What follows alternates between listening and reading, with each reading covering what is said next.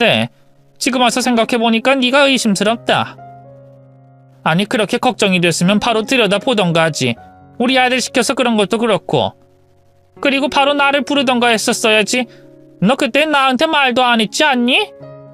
그건 그때 저도 워낙 경황이 없었어서 그랬죠. 그리고 제가 어머님 모시러 가기 전에 이미 어머님이 나와 계셨잖아요. 그렇다고 나를 부르기도 전에 신고부터 했니? 그게 맞아? 저는 아버님이 걱정돼서 그랬어요. 그럼 그런 상황에 119 먼저 생각나는 게 당연한 거 아닌가요? 네 행동이 아무래도 뭔가 수상하다. 네가 나한테 숨기는 게 있는 것 같아. 어머님, 지금 대체 무슨 말씀을 하시는 거예요? 설마 제가 아버님을 어떻게 하기라도 했다는 말씀이세요? 그래, 나는 네가 우리 남편한테 무슨 짓 한 게 아닌가 싶다. 사실 우리 중에 너 말고 의심할 만한 사람이 있니? 나는 우리 남편이 자연사라는 말이 믿어지지 않아. 뭘 잘못 먹지 않고서야 갑자기 죽다니. 그 양반 전날 저녁에 네가 해준 밥 말고 먹은 것도 없는데 건강하던 사람이 갑자기 이렇게 된 게 우연이라고 하긴 이상하지 않니? 너 솔직히 말해봐라. 내 남편 빨리 죽이려고 밥에 뭐 넣었지?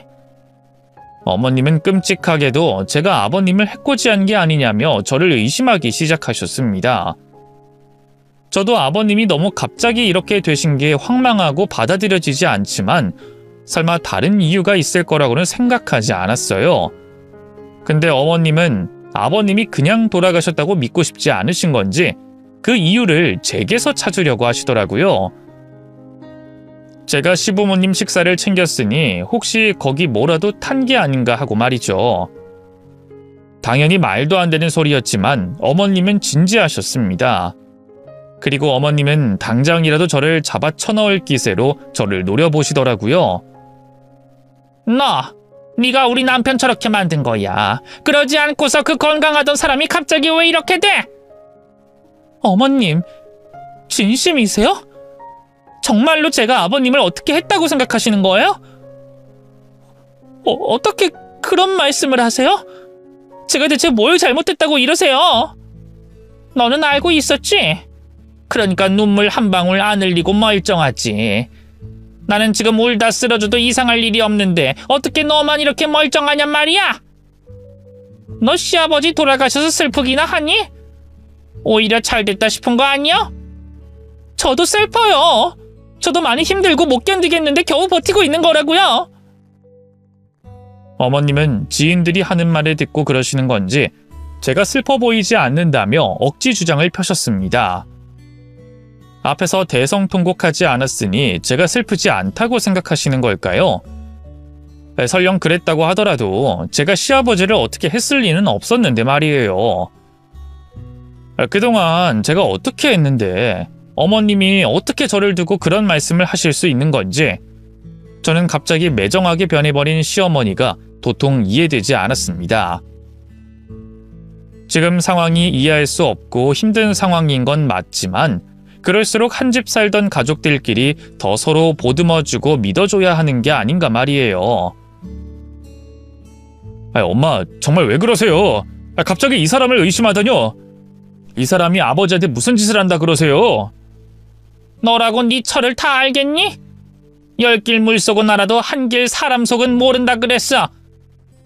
제가 그동안 우리 데리고 살면서 무슨 생각을 했을지 어떻게 알겠냐? 아무래도 안 되겠다. 난 네 아버지 부검해봐야겠다. 제가 밥에다가 약을 탔나 독을 탔나 내 눈으로 직접 확인해봐야겠다고. 어머님, 정말로 이렇게까지 하셔야겠어요? 정말 제가 범인이라고 확신하시냐고요? 그래요, 엄마. 아무리 그래도 이건 아니죠. 아니, 의심할 만한 사람을 의심해야지. 한 집에 있던 사람이 멀쩡하게 있다가 죽었는데 그럼 집안 식구들 중 범인이 있을 확률이 높은 거 아니냐? 그럼 의심한 사람이 쟤 말고 어딨어? 설마 내가 그랬겠니? 네가 그랬겠니? 의사도 자연사 같다고 하는데 대체 무슨 근거로 그런 소리를 하세요? 아버지 갑작스럽게 돌아가신 건 맞지만 연세 적지 않으시고요. 그 나이 때는 종종 이런 일 많다잖아요. 네 아버지가 보통 노인들이랑 같니? 그 나이에도 삽으로 땅 파고 등산 다닐 만큼 건강하던 사람인데 그런 사람이 갑자기 자연사 할 일이 뭐가 있다고? 아무튼 나는 네 아버지 이대로 관에 못 넣는다. 무슨 일이 있었는지 확실히 확인해야겠어. 그리고 어머님은 정말로 아버님의 부검을 해야겠다고 억지를 부리셨습니다. 보통은 자식들이 부검하자 그래도 떠나신 분 편히 보내드리겠다고 부검하지 말자고 하신다던데 어머님은 돌아가신 아버님 몸에 칼 대는 게 무섭지도 않으신 건지 겨우 그런 의심 때문에 부검 얘기를 쉽게도 하시더라고요. 저는 제가 의심받는 게 기가 막혀서 더 하고 싶은 말도 없었어요. 거기서 제가 말리면 더 의심을 받을까 싶어서 아무 말 안 하게 되더라고요. 그래도 남편이 그건 아닌 것 같다며 시어머니를 회유하려 했지만 시어머니는 뭔가에 씌인 듯 끝까지 부검을 요청하셨습니다. 어머니 입에서 부검 얘기가 나오다니 아마도 주변에서 무슨 얘기를 듣고 저러는 게 아닌가 싶었어요. 그것도 그럴 게 이 어머님이 원래 귀가 굉장히 얇으시거든요.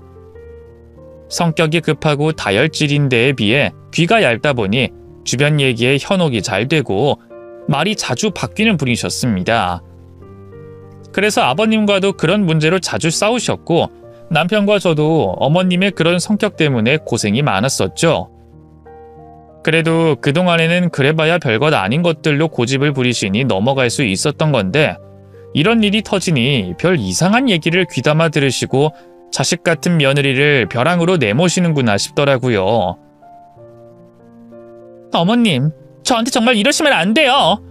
제가 그동안 두 분을 어떻게 모셨는데요. 친정 부모님보다도 가깝게 생각하면서 지극정성으로 모시려고 했는데 어머님이 어떻게 저를 이런 식으로 의심할 수가 있으세요? 제가 아버님한테 그럴 이유가 뭐가 있다고요? 그래요, 엄마. 이 사람이 아버지한테 해끼칠 일을 뭐하러 하겠어요? 그거야 모르지. 10년 정도 데리고 살았더니 노인네들 모시고 살기 싫어졌을 수도 있고 이제 와서 분가하자고 하니 불쌍한 노인네들 내쫓기 민망해서 그런 건지도 모르지. 네 아버지 먼저 보내고 나까지 어떻게 해버리려고. 엄마, 무슨 그런 무서운 소리를 하세요. 애초에 합가 먼저 하자고 했던 것도 이 사람이고 이 사람이 여태껏 어머니 아버지 얼마나 정성으로 모셨는지 직접 겪으셨으면서 그래놓고 이제 와서 그런 얘기를 하세요? 그럼 엄마는 그동안 이 사람을 그런 식으로 생각하고 계셨던 거예요? 잘 지내시는 줄 알았더니 속으로 이 사람 그렇게 보고 계셨냐고요? 오늘 내일 마음 다른 게 인간이야. 화장실 들어갈 때 나올 때 심정 모르는 거라고. 얘가 처음부터 무슨 생각으로 그랬는지 내가 알게 뭐냐. 뉴스만 봐도 며느리가 시부모 해코지하고 자식들이 부모 해코지한다는데. 어머님이 저를 그렇게 의심하셨다는 얘기를 들으니 정말 하늘이 무너지는 기분이었습니다. 저는 그동안 나름대로 며느리 노릇 잘하려고 노력했고 잘해왔다고 생각했었는데 그래서 지난 10년간 시부모님 모시고 살면서 나도 이 집 자식이라 생각하고 시어머니에게도 딸 같은 며느리일 거라 생각했어요. 제가 힘들 때 위로해주고 도와주신 시부모님 은혜를 잊고 있지 않았거든요. 그런데 정작 어머님은 저런 생각을 하고 계셨을 거라 생각하니 그동안 나를 어떻게 보고 계셨나 싶으면서 그동안의 노력이 전부 물거품이 되는 기분이었습니다. 예, 어머님이 저를 어떻게 봐오셨나 이제 알겠네요. 저는 나름 딸 같은 며느리인 줄 알고 그만큼 더 잘하려고 그랬는데 어머님한테는 그게 전부 가식으로 보였던 거군요. 저를 그동안 객식구로 생각하셨으니 이런 의심이 드실 법도 하죠. 제가 왜 저러나 하면서 계속 의심하실 텐데. 그럼 어디 하고 싶은 대로 하세요. 아버님 몸에 칼 대는 게 기분 좋진 않지만 자식인 저희들보다야 배우자인 어머님 의견이 더 셀 수밖에 없죠. 어머님이 아버님 가시는 길에 이렇게까지 하셔야겠다는데 저희가 어떻게 말리겠어요? 그럼 어디 당장 부검해보세요. 네가 그렇게 나오면 내가 못할 줄 알고? 이제 와서 뭐가 나올 게 없을까봐 뻔뻔한 모양인데 세상이 네 생각처럼 호락호락하진 않을 게다. 그럼 어디 검사해보고 보자꾸나. 아니 당신까지 왜 그래 정말. 엄마 말리질 못할 망정 부추기고 있어? 엄마도 그만 좀 하세요. 뭔가 오해를 하신 것 같은데 대화로 풀자고요. 부검은 안 돼요. 당신은 어머님이 말씀하시는 거 못 들었어? 내가 의심스러우시다잖아. 곧 죽어도 확인하셔야겠다잖아. 이대로 결과 못 보면 죽을 때까지나 의심하실 텐데 그럴 거면 지금이라도 제대로 하는 게 맞지. 그래, 니들이 뜯어말려도 부검할 거니까 말리지 마라. 저도 남편과 아버님을 생각하면 그렇게까지 하고 싶진 않았지만 그렇다고 부검을 반대하면 시어머니가 끝까지 저를 의심할 것 같았어요. 그러자 시어머니는 옳다구나 하며 부검을 진행하셨죠. 결국 아버님께서는 장례도 제대로 치르지 못하고 부검을 하게 되셨고 저희들은 2주 동안 부검 결과를 기다릴 수밖에 없었습니다. 그동안 시어머니는 제가 무섭다며 친척집에 가 계셨고 남편은 내내 제게 미안해 제 눈치를 보고 지내더라고요. 하지만 결백했던 저는 전혀 걱정할 게 없었어요. 차라리 제대로 진실이 밝혀지길 바랄 뿐이었죠. 그렇게 부검 결과가 나온 당일 저희는 거의 보름 만에 어머님을 뵙게 됐습니다. 어머님은 여전히 저를 범인으로 생각하며 의외의 결과가 나올 거라 확신하고 계셨고 저는 당연히 별다른 문제가 없을 거라 생각했습니다. 하지만 검사 결과는 충격적이게도 제가 예상한 것과 전혀 다른 결과였어요. 아무것도 나오지 않을 거라 생각했던 아버님의 몸에서 수면제 성분이 검출됐다고 하는 거였죠. 그리고 그걸 확인하신 어머님은 또다시 저를 범인으로 몰아가셨습니다. 이것 봐라. 여기 수면제 성분이 나왔다고 하지 않아? 네가 내 남편 밥에 수면제 탄 거지. 내 남편 죽이고 나까지 쫓아내려고? 내가 그럴 줄 알았지. 얘가 전부 꾸민 짓이야. 내 말이 맞았잖냐? 인연, 내가 너를 그냥 둘 줄 알아? 그리고 어머님은 냅다 제 머리채를 잡아채셨고 그 순간 저는 큰 충격에 그대로 기절해 쓰러지고 말았습니다. 그리고 반나절 만에 겨우 정신을 차린 저는 웬 병원 침대 위였어요. 제가 쓰러지면서 남편이 저를 병원으로 데려간 거였죠. 여보, 일어났구나. 다행이다. 당신이 갑자기 쓰러져 버려서 얼마나 놀랐는지 몰라. 다행히 심각한 건 아니고 피로 누적의 충격으로 실신한 거래. 안 그래도 당신 요즘 제대로 잠도 못 자고 스트레스 많았잖아. 그래서 그냥 입원 신청했으니까 며칠 푹 쉬다가 가자. 그것보다 어머님은? 아니 아버님은? 수면제라니 그게 무슨 소리야? 정말인 거야? 남편은 제 걱정부터 해줬지만 정작 저는 제 걱정은 뒷전일 수밖에 없었습니다. 쓰러지기 직전에 아버님의 부검 결과를 들었다 보니 다른 것보다 그게 제일 궁금하더라고요. 그러자 남편은 그런 제게 충격적인 이야기를 해줬습니다. 그 수면제 성분이 나온 건 맞아. 근데 그것 때문에 돌아가신 건 아니래. 그 수면제가 치사량도 아니었고 뭐 다른 특별한 이상은 없었대. 그냥 엄마가 수면제 성분 하나만 보고 흥분해서 그러신 거야. 그럼 아버님은 그냥 자연사가 맞으신 거야? 아무래도 그렇지. 아버지 연세에는 숨만 잘못 쉬어도 위험하다니까. 우리 아버지가 아무리 건강하셨다고 한들 노안을 어떻게 감당하겠어. 그냥 우리가 예상하기도 전에 너무 일찍 떠나셨을 뿐이지. 근데 아버님이 원래 수면제를 드셨어? 아버님이 갑자기 왜 수면제를 드신 거야? 그게 갑자기가 아니었을 거야. 사실 아버지가 몇 년 전부터 잠을 잘 못 주무신다고 말씀을 하셨거든. 처음엔 나이 들면 잠이 없어진다니까 그래서 그런 줄 알았는데 아무래도 아버지가 불면증을 겪으셨던 모양이야. 사실 그쯤에 아버지가 일하던 곳에서 문제가 있었거든. 경비업체에서 별것도 아닌 실수를 들먹이면서 일방적으로 해고 통보를 했더라고. 그래서 아버지가 많이 힘들어하셨나 봐. 가족들 걱정할까 싶어서 우리한텐 말씀도 안 하셔서 나도 한참 뒤에나 알게 됐는데 그때 아버지가 노동청 쫓아다니고 뭐 이래저래 고생하시느라 아마 그때부터 수면제를 드셨던 것 같아. 전혀 몰랐어. 아버님은 늘 괜찮으신 줄만 알았는데. 아니 그런 일이 있으셨으면 말씀을 하시지. 그렇게 힘드시면 아예 일을 그만두셨어도 될 텐데. 아버지 성격에 집에서 쉬고 계실 분은 아니시잖아. 자기가 일을 안 하시면 쓸모가 없다고 생각하시는 분이시니까. 그렇다 보니 식구들한테 말도 못하고 혼자 소갈이 하셨던 거겠지. 그나마 아들인 나한테는 슬쩍 얘기를 하셨던 건데 당시엔 나도 먹고 사는 게 바빠서 아버지를 제대로 챙겨드리지 못했어. 내가 그때 세심하게 챙겼더라면 아버지가 혼자 고생하시지는 않으셨을 텐데. 이제 와서 그게 너무 후회스러워. 아버님이 그만큼 힘들어하신 줄 몰랐던 저희는 뒤늦게 후회를 할 수밖에 없었습니다. 한 집 사는 자식이면서 어떻게 아버님 힘든 걸 모르고 있을 수 있었던 건지 그동안 좋은 며느리였다 자부했던 제가 참 면목 없어지더라고요. 그러자 시어머니가 저를 의심하신 것도 제가 모자라서 벌어진 일이 아닌가 싶었어요. 그래서 어머님은? 어머님은 지금 어디 계셔?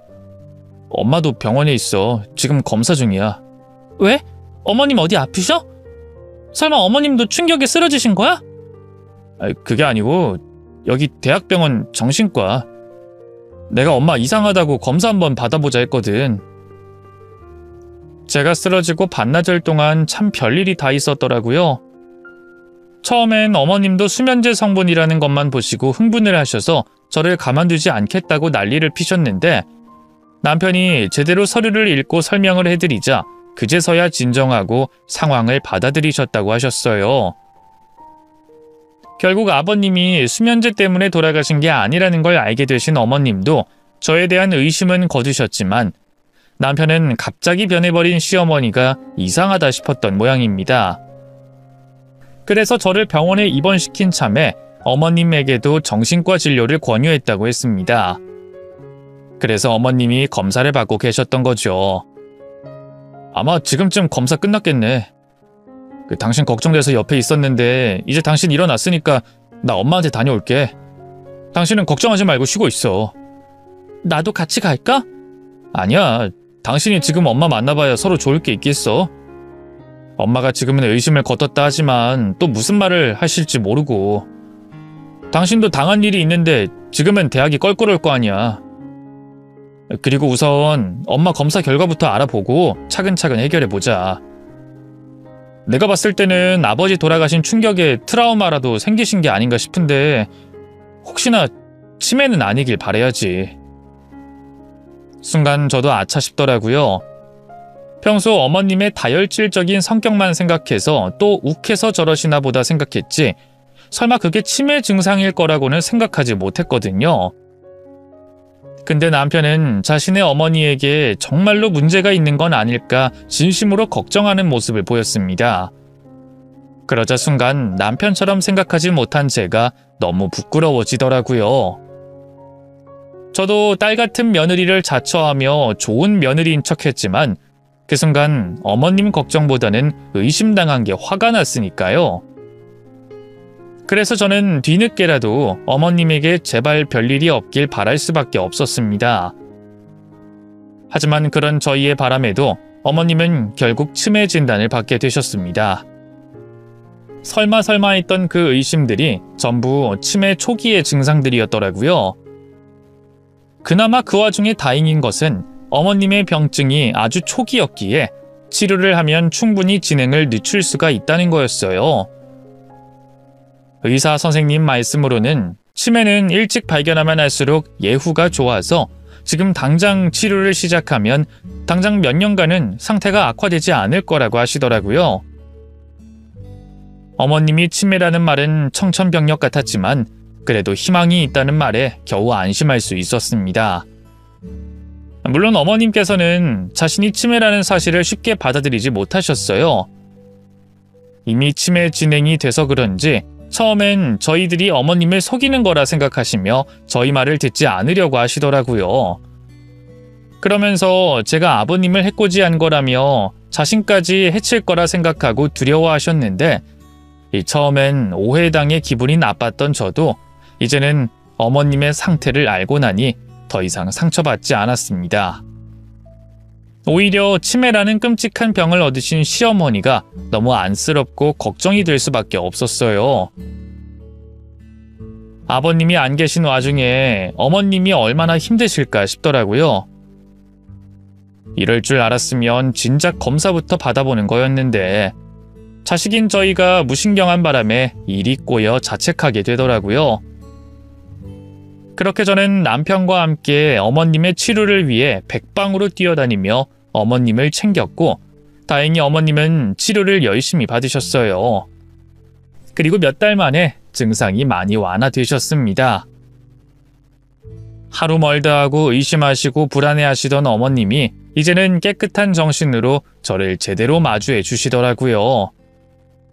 그리고 그제서야 저희는 시아버지를 제대로 보내드릴 수 있었고 저도 어머님에게 사과를 듣게 됐습니다. 내가 미안하다 에미야.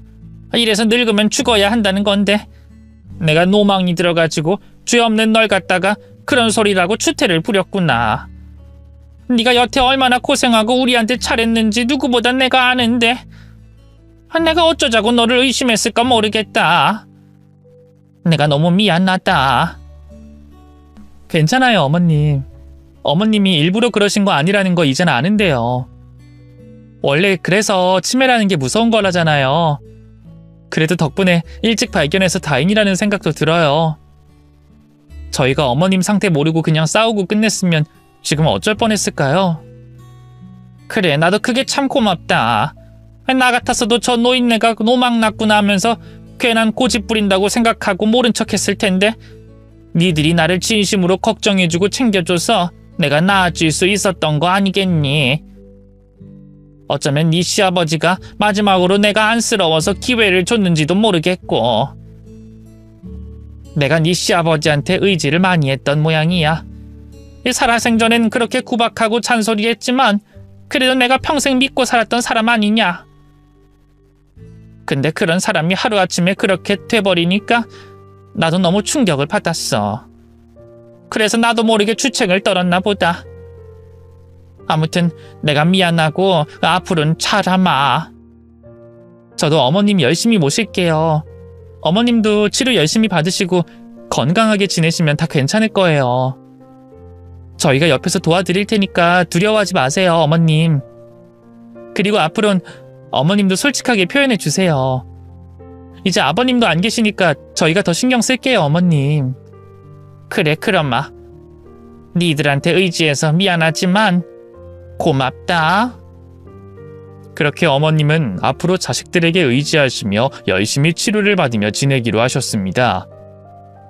시어머니가 치매라니 앞으로 어떻게 해야 할지 저도 겁은 나지만 그래도 어머님이 더 이상 못 볼 걸 보지 않고 최대한 건강하게 지내다가 가셨으면 하는 바람이 있어요. 아버님은 너무 갑작스럽게 보내드려야 했지만 나중에 어머님을 떠나보냈을 때 후회가 없을 수 있도록 저도 더 노력을 하고 좋은 며느리가 되려 합니다.